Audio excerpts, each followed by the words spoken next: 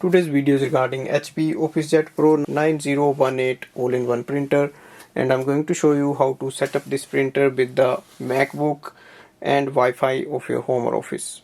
The first step is to add the printer on the Wi-Fi network. So we go on the display panel, go to the main screen and scroll down the top bar.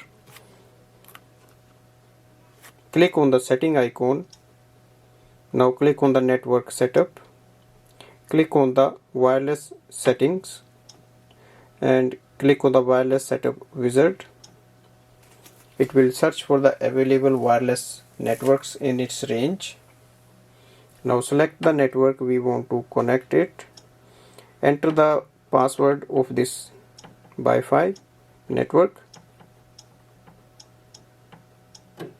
and once you enter the password, click on the done button and then click OK. So you will see the blue light will stop flashing, it will stay on. That means it is connected to the Wi-Fi.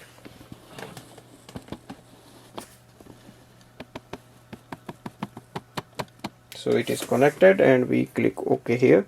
Now go to the MacBook.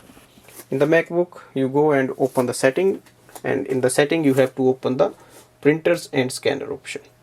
Now click on the plus button here and you will see the name of the printer series. Click on that.